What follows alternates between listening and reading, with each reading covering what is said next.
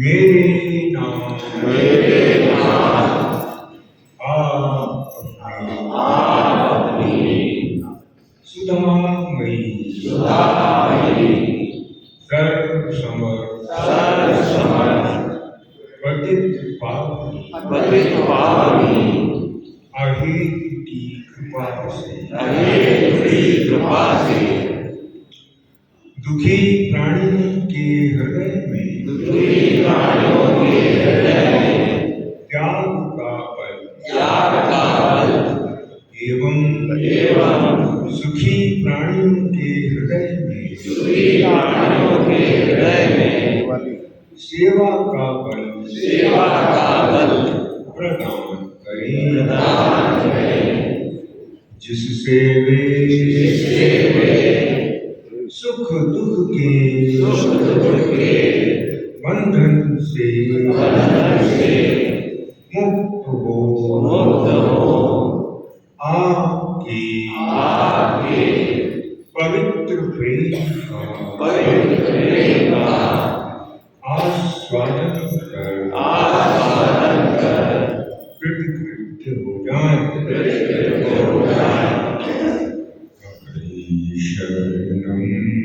हरि शरणं हरि शरणं हरि शरणं हरि शरणं हरि शरणं हरि शरणं हरि शरणं हरि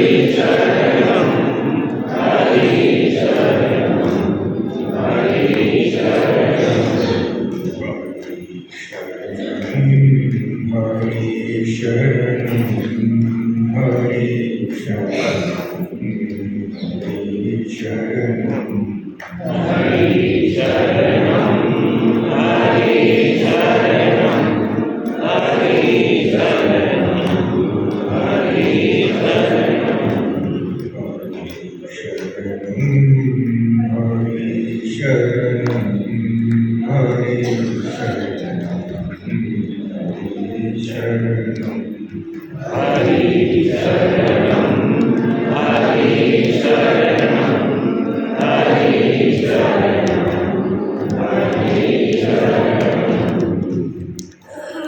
मानव सेवा संघ के एकादश नियमों का पाठ। पहला नियम आत्मनिरीक्षण अर्थात प्राप्त विवेक के प्रकाश में अपने दोषों को देखना। दूसरा नियम की हुई भूल पुनः न दोहराने का व्रत लेकर सरल विश्वास पूर्वक प्रार्थना करना। तीसरा नियम विचार का प्रयोग अपने पर और विश्वास का दूसरों पर अर्थात न्याय अपने पर और प्रेम तथा क्षमा अन्य पर। चौथा नियम जितेंद्रियता, सेवा, भगवत चिंतन और सत्य की खोज द्वारा अपना निर्माण। पांचवा नियम दूसरों के कर्तव्य को अपना अधिकार, दूसरों की उदारता को अपना गुण, और दूसरों की निर्बलता को अपना बल, न मानना। छठा नियम पारिवारिक तथा जातीय संबंध न होते हुए भी पारिवारिक भावना के अनुरूप ही पारस्परिक संबोधन तथा सद्भाव अर्थात कर्म की भिन्नता होने पर भी स्नेह की एकता। सातवां नियम निकटवर्ती जनसमाज की यथाशक्ति क्रियात्मक रूप से सेवा करना। आठवां नियम शारीरिक हित की दृष्टि से आहार विहार में संयम तथा दैनिक कार्यों में स्वावलंबन। नवा नियम शरीर श्रमी, मन संयमी, बुद्धि विवेकवती, हृदय अनुरागी तथा अहम को अभिमान शून्य करके अपने को सुंदर बनाना। दसवां नियम सिक्के से वस्तु, वस्तु से व्यक्ति, व्यक्ति से विवेक तथा विवेक से सत्य को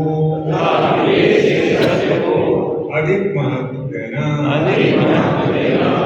11वां नियम व्यर्थ चिंतन त्याग तथा वर्तमान के सदुपयोग द्वारा भविष्य को उज्ज्वल बनाना।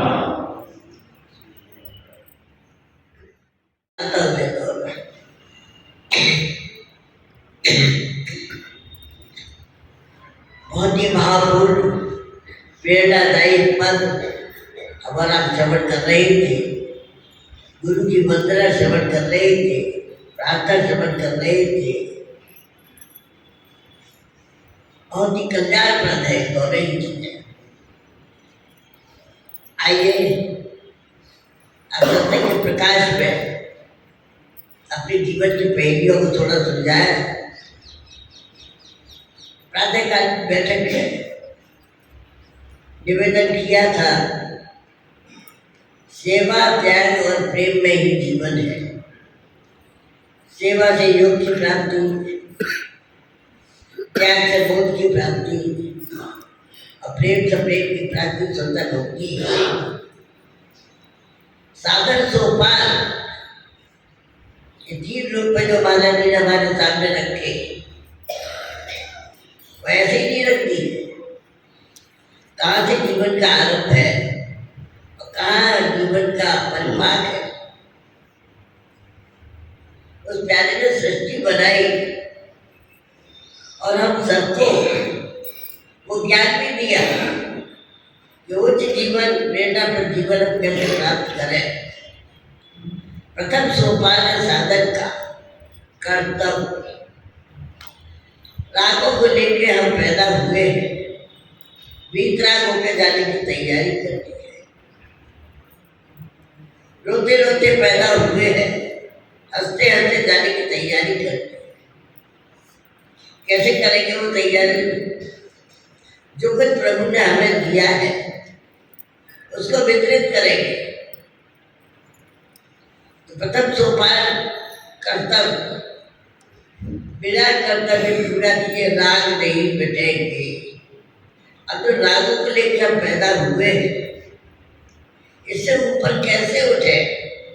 ये वर्तमान जीवन तो प्रभु प्रेम को जगाने के लिए है, प्रभु के प्रेम की प्राप्ति कराने में है, जीवन मुक्त होने में है, भगवत भक्त होने में है। कैसे हो? तो भाई राग मिटाओ, अर्थात कर्तव्य पूरा करो। कर्तव्य पूरा करने के लिए हमने जिससे जो दिया है वो देना प्रारंभ कर। पैदा हुए थे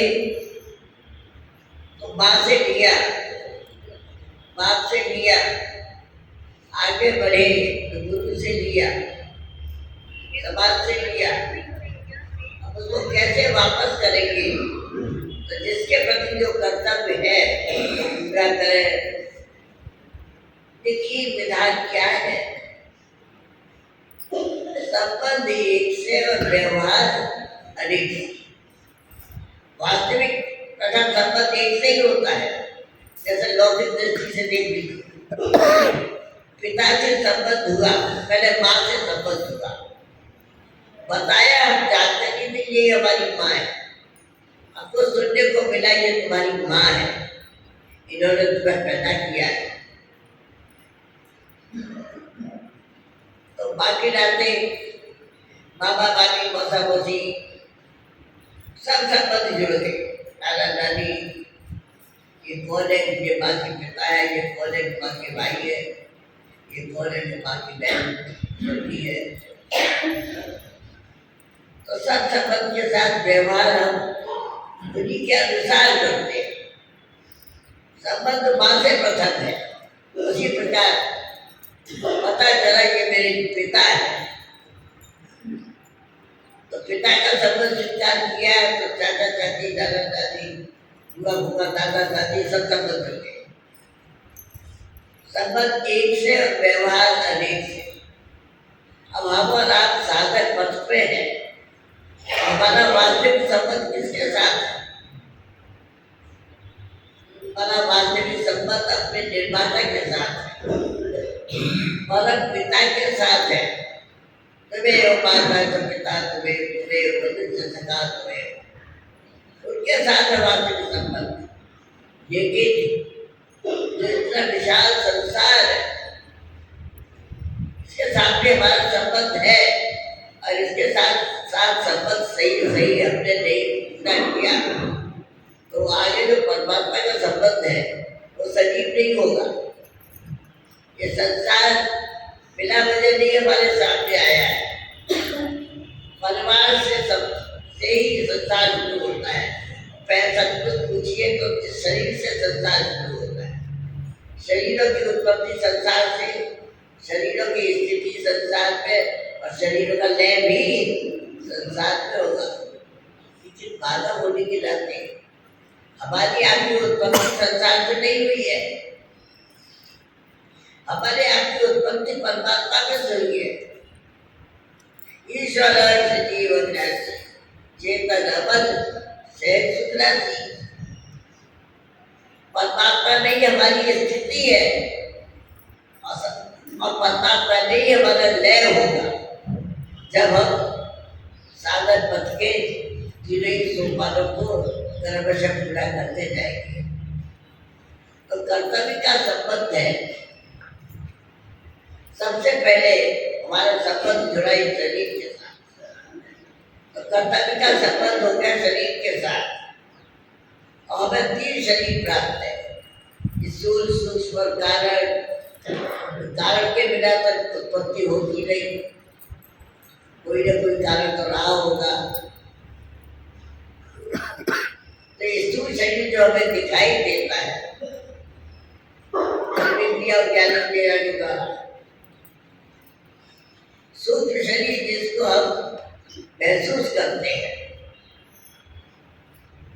और बुद्धि चित्त और अहंकार, ये दिखाई नहीं देते पर रहते हैं। और कारण शरीर अर्थात में आधा बन के आधा पड़ा। अब अपने प्यारे से दूर हुए तो ये साधन की बात आई कहाँ से? अरे प्यारे के प्यार में बस हो रहे होते तो साधन करने की बात आती तो साधन चल ही रहा होता। अब जो अपने प्यारे से दूर हुए, हम उसे भूल गए, उसने सब कुछ दिया हमें और हमने उसी को बिताया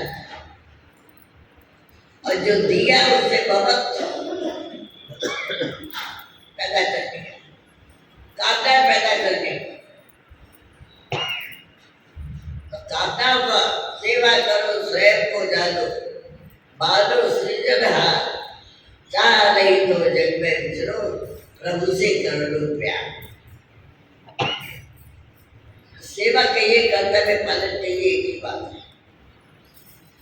स्थूल प्रति शरीर के प्रति भी हमारा कर्तव्य है, इसकी उपेक्षा हम नहीं कर सकते। इसके प्रति हमारा क्या कर्तव्य है भाई? इसको भोजन समय पर देंगे, दवा समय पर देंगे, इसको संयमी सदाचारी बनाएंगे। स्थूल शरीर के द्वारा अब परिवार की पहले शरीर के प्रति कर्तव्य, स्थूल शरीर के द्वारा हम जो कुछ करें उसमें पर ही तो हो, अपना सुख नहीं, अपने सुख के लिए तो कुत्ता बिल्ली भी करते हैं ऐसा हो, क्योंकि मानव होने के नाते प्रधानता किसमें है कि सुख भोग की दृष्टि से नहीं और हित की दृष्टि से हम इसका उपयोग करें। इसी प्रकार सूक्ष्म शरीर का उपयोग कहाँ से प्रारंभ होता है? कभी किसी को बुरा न समझे। यदि हम किसी को बुरा समझेंगे, मानो कि कभी कभी कहते भैया भला समझो चाहे मत समझो, कृपा से तुम बुरा मत समझो। जो बुरा समझोगे तो बुरा जाओगे तो हानि पहुंचाओगे, बुरा करोगे और फिर जीवन कहाँ पहुंचेगा? रसातल में गिरता चला जाए। कभी किसी को भला करो चाहे मत करो, कोई पाप नहीं लगेगा। कृपा से तो किसी को बुरा मत समझो। ये मानव जीवन की मतलब विशेषता।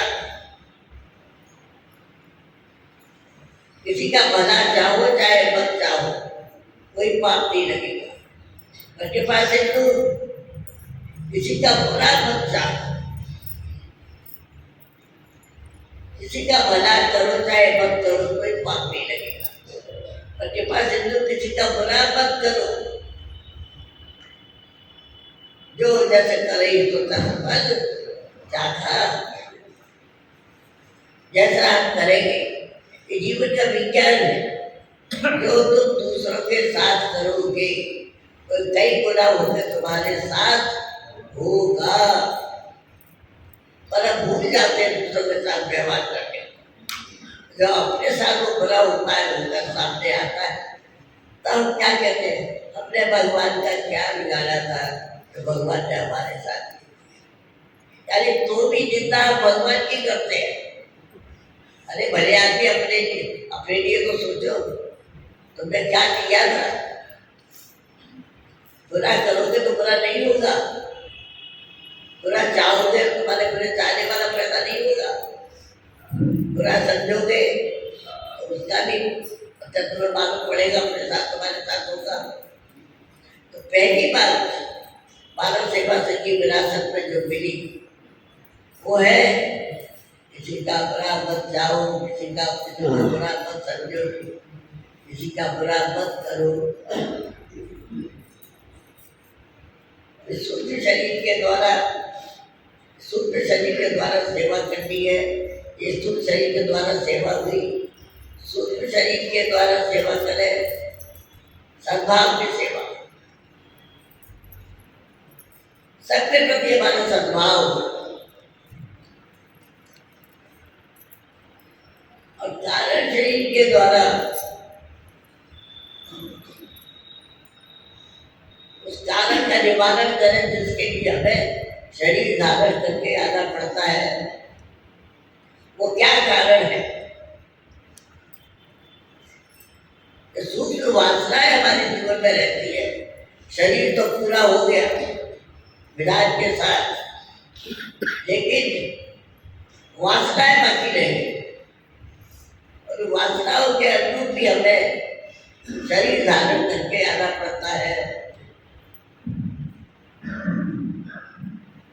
तो जैसे तीन शरीर है वैसे ही तीन जगत है। स्थूल शरीर की व्याप्ति स्थूल जगत में, सूक्ष्म शरीर की व्याप्ति सूक्ष्म जगत में और कारण शरीर की व्याप्ति कारण जगत में। ये संसार की आवश्यकता कहाँ तक है? ये संसार हमें कहाँ तक होता है? स्थूल जगत हमारे स्थूल शरीर तक होता है बस।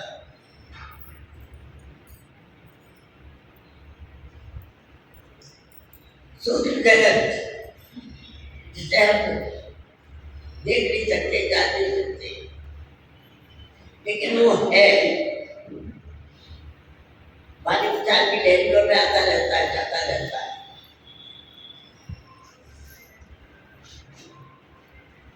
उसके प्रति भी हमें सावधान रहना है।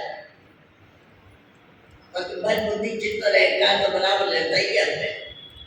मन के द्वारा कुछ ऐसा न करे, मन का सदुपयोग जिसमें सबका भला करो, सबका भला चाहो।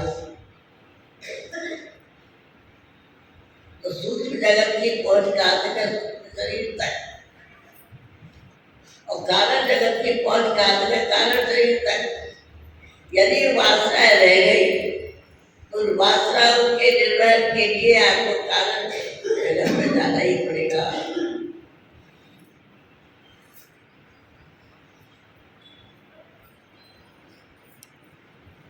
प्राणों तक है जीवन की रेखा, लेकिन प्राण विसर्जित होने पर भी हम रहते हैं वासनाओं के रूप में, चेतन के रूप में। उससे उबारने के लिए महाराज जी कह रहे भाई सूक्ष्म शरीर के द्वारा सबके प्रति सद्भाव रखो, सबके प्रति प्रार्थना रखो, सबके प्रति सद्भाव रखो, सदुपयोग करो उसका। और कारण शरीर के भी लिए तो शरीरों की पहुंच कहाँ तक है? संसार की पहुंच कहाँ तक है? शरीरों तक। और शरीरों की तक पूरी हुई तो मालूम पड़ा देहावसान हो गया। देह का अर्थ होता है, आपका अर्थ नहीं होगा। अब आप लोग विभिन्न प्रांतों से, विभिन्न जिलों से यात्रा करते हुए यहाँ पहुंचे। ये यात्रा तो रेल के द्वारा, बस के द्वारा, ट्रेन के द्वारा चल रही है, चलती रहेगी।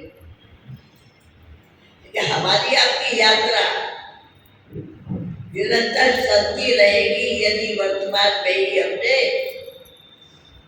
प्रभु का साक्षात्कार न किया हो अथवा ज्ञान के आधार पर आप असंग न हुए हो, संसार से संबंध तोड़ा हो, वरना ये पुनरपि जननम पुनरपि मरणम पुनरपि जननी जठरे शयनम चलता रहेगा। जन्म मरण का बंधन चलता रहेगा। यदि हम चाहते हैं कि जन्म मरण के बंधन से मुक्त हो जाए तो सुख दुख के बंधन से मुक्त हो आपके पवित्र प्रेम का आस्वादन कर नित्य हो जाए।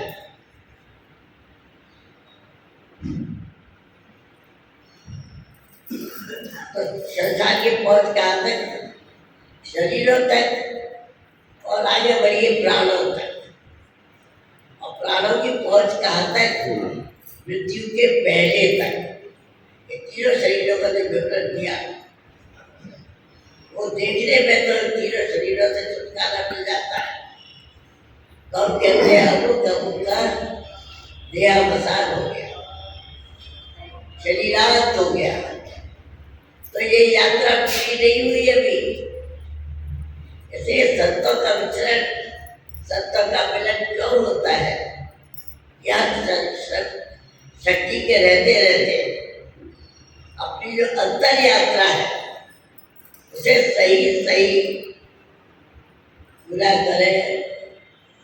अंतर यात्रा कौन सी? ज्ञान और प्रेम की यात्रा। और वो प्रारंभ होगी सेवा से। सेवा के द्वारा हम शरीरों के लिए उपयोगी हो जाए और बदले में कुछ न चाहे। अगर सेवा के बदले में भी आप चाहेंगे तो सेवा पूरी नहीं होगी, चिंतन भी नहीं मिटेगा, बंधन भी नहीं कटेगा।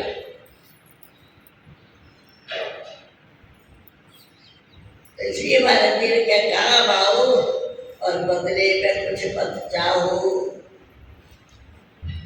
और काम आने के बदले में कुछ भी चाहा, अगर पुरस्कार मिले, हमारी स्तुति गाई जाए, तो भैया सेवा नहीं बनी। फिर सेवा का अर्थ तो त्याग में होना चाहिए। अगर सेवा का अर्थ चिंतन में होता है तो सेवा नहीं बनी। तो तीनों शरीरों के द्वारा शरीर की सेवा करते हैं, मन की सेवा हो गई, पैर की सेवा हो गई। अब परिवार की सेवा करें। ये परिवार में जो संबंधी हमें मिले हैं, ये पहली बार नहीं मिले हैं, कि वे ही संबंधी हमें आके मिले हैं जिनके साथ पहले भी हमारा कोई ना कोई संबंध रहा हो। किसी से हमने लिया हो ज़्यादा, दिया हो कम, या दिया हुआ ज़्यादा, दिया हुआ कम, वे ही हमें संतान के रूप में प्राप्त होते हैं। आपने परिवारों में देखा होगा, हमने देखा है, एक बालक पैदा हुआ, पता नहीं अपार संपत्ति कहाँ से प्राप्त हो गई। और एक बालक पैदा हुआ, अभी थोड़ा ही बड़ा हुआ होगा कि बीमार पड़ा, और इतना बीमार पड़ता गया कि जो कुछ धन संपत्ति इकट्ठा थी वो एकदम चली गई। क्या अर्थ है कि हमने उससे, जिसका बच्चा पैदा हुआ बीमार होता गया, उस परिवार से हमने लिया ज़्यादा था, दिया कम। तो वो लेने के लिए बालक पैदा हो गया, और हमने दिया ज़्यादा लिया कम, तो उसके विपरीत हो गया। अब वो वापस कर रहा है हमें। इसके अलावा ये पारिवारिक जो संबंध होते हैं, ये भी पुराने संबंधी हमारे सामने आते हैं, हम जानते नहीं है, पर वे ही संबंधियों के रूप में, बालक बच्चों के रूप में आते हैं। इसे सावधान परिवार के साथ, परिवार को दो, लिया है परिवार से, अब परिवार का चिंता करो, सबके काम आओ, बदले को कुछ बचाओ। परिवार की सेवा के बाद नंबर आता है जन समाज का। ये हमारे निकटवर्ती जो जन समाज है, दुखी पर दृष्टि पड़े तो हमारा हृदय करुणित हो जाए, सुखी पर दृष्टि पड़े तो हमारे अंदर उदारता आ जाए। ये नहीं कि सुखी पर दृष्टि पड़ी, हमारे अंदर जलन पैदा हो गई कि देखो ये इतने सुखी कैसे हो गए। तो अभी नहीं हो गए, पहले से ही लिखा के लाए। अब यदि हमें साधन युक्त जीवन जीना है तो उदारता और करुणा पैदा हो। इसी प्रकार समाज में सभी तरह के वाले हैं, उनके प्रति भी हमारे ऊपर कर्तव्य है यथाशक्ति जो कर सकते हैं उनकी सेवा करते हैं। उसके प्रति के बाद समाज की सेवा के बाद हमारे प्रति हमारा एक और कर्तव्य जो बड़ा प्रमुख कर्तव्य है, परमात्मा के प्रति हमारा कर्तव्य। आप कहेंगे परमात्मा के प्रति भी हमारा कर्तव्य हो सकता है क्या? हाँ, परमात्मा ने हमें बनाया क्यों, मानव जीवन दिया क्यों? क्या हमारे आपके अलावा परमात्मा को कोई और प्रेम दे सकता है क्या? परमात्मा के अवतरण इसलिए होता है प्रेम के विस्तार के लिए, तो उनका प्रेम स्वभाव है। हमें और आपको भी उन्होंने केवल इसलिए बनाया है कि हम और आप इसे प्रेम दे सके। समस्त उत्पत्ति का आधार, समस्त प्रतीति का प्रकाश है वो अनुत्पन्न तत्व परमात्मा के रूप में है। रूप मत लगाइए कि लाभ है कि कष्ट है कि शिव है, वे एक ही है। विभिन्न कालों में विभिन्न रूप से अवतरित होते रहे और अवतरित होते रहेंगे, लेकिन वे एक ही है। उनके प्रति हमारा नित्य संबंध है, जातीय संबंध है, हमें केवल आत्मीय संबंध स्वीकार करता है। प्रभु मेरे अपने हैं और सब कुछ प्रभु का है।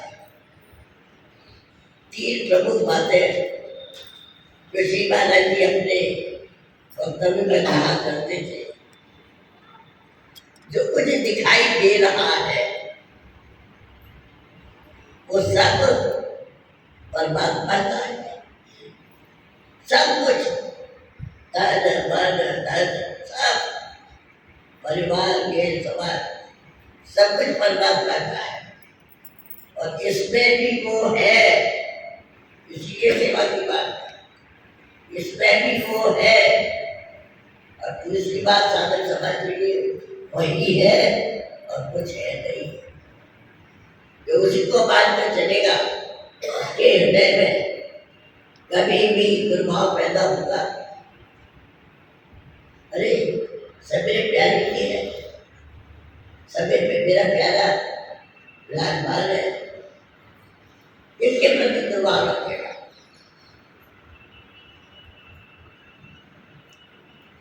इसलिए परमात्मा के प्रति भी मेरा कर्तव्य है कि मैं केवल प्रभु को ही अपना मानूंगा और किसी से कुछ के नाते सारे संबंध उनकी सेवा करूंगा। सेवा के बदले में मुझे कुछ नहीं चाहिए तो त्याग आएगा। त्याग का अर्थ है फल से बचाव होगा। सेवा के बदले में कुछ चाहिए नहीं हमको, बचाव होकर सेवा करें। किसी सेवा करें जल्दी जल्दी राग मिट जाए। अगर राग बाकी ना नहीं होते तो हमें परिस्थितियां न मिलती। प्रत्येक परिस्थिति प्राकृतिक न्याय और साधन सामग्री जो भी हमारी परिस्थिति है, हम समाज के सेवक है या परिवार के सेवक है, हमारी सुखद परिस्थिति है, दुखद परिस्थिति है। ये परिस्थितियां तो प्राकृतिक न्याय है। सुखद परिस्थिति अगर आपको महसूस होती है तो सुख को बांटो, भोगो मत। जितना जितना आप सुख को बांटेंगे वो कई गुना होकर बढ़ता चला जाएगा। दुखद परिस्थिति है तो त्याग हो अपना। त्याग को अपनाओगे तो फिर अपराध का चिंतन नहीं रहेगा। कबीर महाराज ने अपने जीवन से चरितार्थ कर दिया। आप सभी को ज्ञात होगा, करीब 10 साल की उम्र में चौथे क्लास में पढ़ रहे थे, दोनों नेत्रों की ज्योति चली गई। अचानक ज्योति चली गई। घर आए, किसी तरह से वो लेते लेते आए तो आंगन में बर्तन वाले रखे हुए थे, वो पैर के ठेले से लुढ़क गए। और माँ ने कहा, भैया देख कर चला करो ना, कि माँ मुझे दिखाई नहीं दे। माँ ने सुना, स्तब्ध रह गई, ये क्या कह रहा है, झूठ बोल रहा है, ऐसा कैसे हो सकता है, दिखाई नहीं दे। ये बात सच्ची बात कह रहा हूँ, मुझे दिखाई नहीं देता है। माँ एकदम दुखी हो गई। माताजी सोचने लगे, अगर मैंने इस माँ के घर से जन्म न लिया होता तो आज मेरी माँ मेरी परिस्थिति से दुखी होती, मेरे पिता दुखी हुए होते। तो जन्म दुख का कारण, मरण भी दुख का कारण।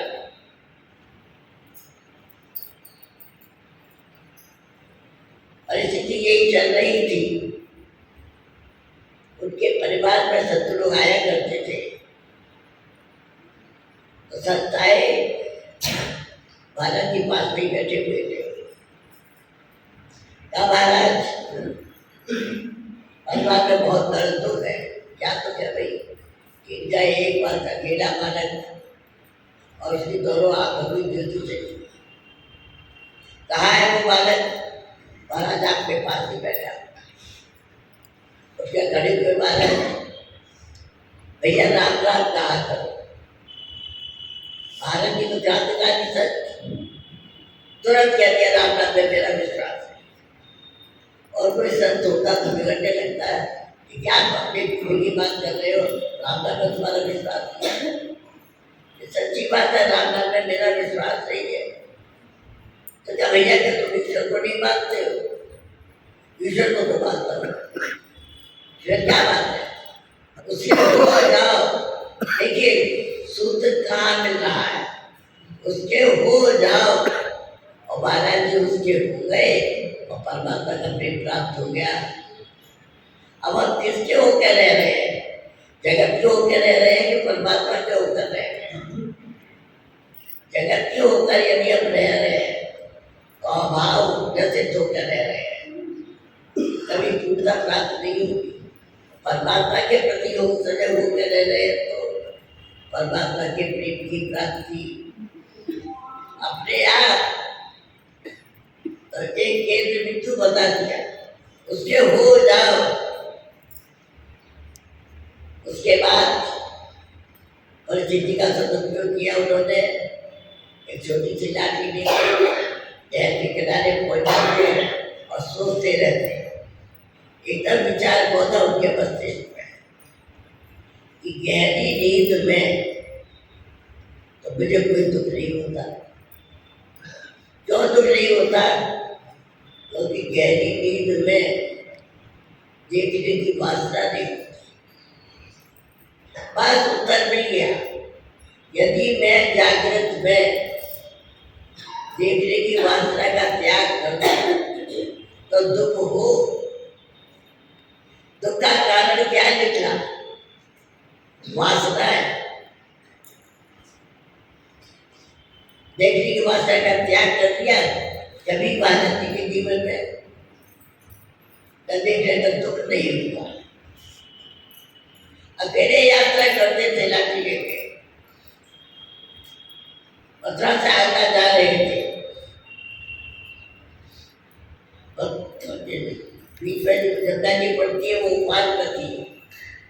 चलते चलते घास गिरी, महाराज जी जल में जा गए।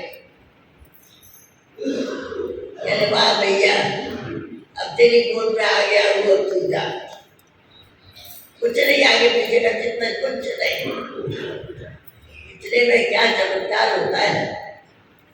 कि पता नहीं जल के प्रवाह से कि कैसे महाराज जी सूखे पे आ गए और पास में ही उनकी लाठी मिल गई। तो कहते देखो कि अपना भाई भी कितनी उदार है, सूखे की जरूरत थी तो उसे सूखे पे लाकर डाल दिया, लाठी की जरूरत थी तो लाठी भी मिल गई और यात्रा करने चल दी। तो इस तरह महाराज जी की जो साधन प्रणाली है वो सबसे पहले अपने को झकझोरती है, अब क्या कर रहे हैं, उसके बाद जानना आएगा, मानना आएगा। करने में सावधान, होने में प्रसन्न। जो करने में सावधान रहता है, परिस्थितियों का सदुपयोग, दुखद परिस्थिति है तो त्याग को अपनाता है, सुखद परिस्थिति है तो उदारता प्राप्त होती है। तो परिस्थितियों का सदुपयोग करने में हम सब स्वाधीन है, तो हमें उसके आगे के जीवन का, आगे के सुपान में स्थान मिलता है। इसलिए भारत ने संसार से ही दूर किया, इस संसार में हम कैसे रहे। संसार में रहने का एक ही तरीका है कि दुखी के प्रति करुणा आ जाए, सुखी के प्रति उदारता, उदार और करुणित होकर अब संसार से अपने आप ऊपर उठ सकते हैं। आगे की चर्चा, आगे की बेल को बने रखेंगे। परिस्थितियों से कैसे आतंक हो, एक ही याद आ रही है मुझे, अगर सचमुच परिस्थितियों में जीवन होता और हमारा साधन परिस्थितियों से बन सकता है, संत की घोषणा है, तो फिर अप्राप्त परिस्थिति का चिंतन क्यों करते हैं। जब हम ये जानते हैं, महाराज जी सब सुना है, तो परिस्थिति के सदुपयोग पर तुम्हारा अधिकार है।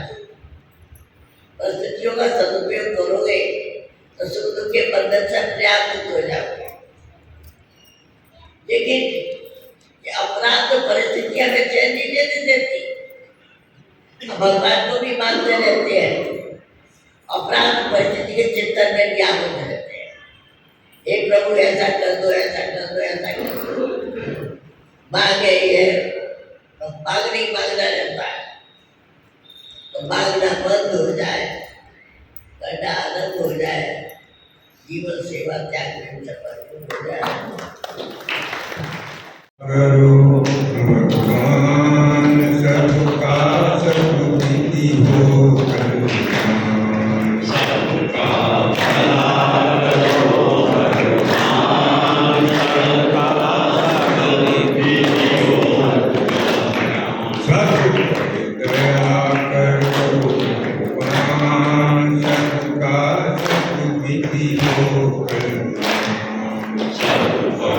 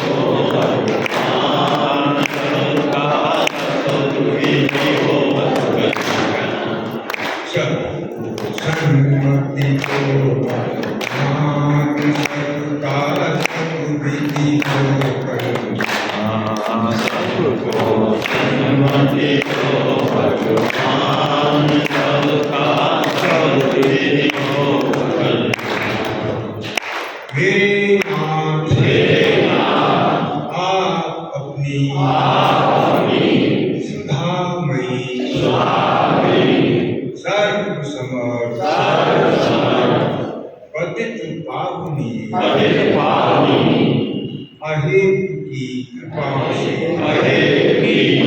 से मानव मात्र को विवेक का आदर तथा बल का सदुपयोग करने की सामर्थ्य प्रदान करें एवं हे करुणा सागर अपनी अपार करुणा से शीघ्र ही राग द्वेष का नाश करें सभी का जीवन सेवा त्याग प्रेम से परिपूर्ण हो जाए।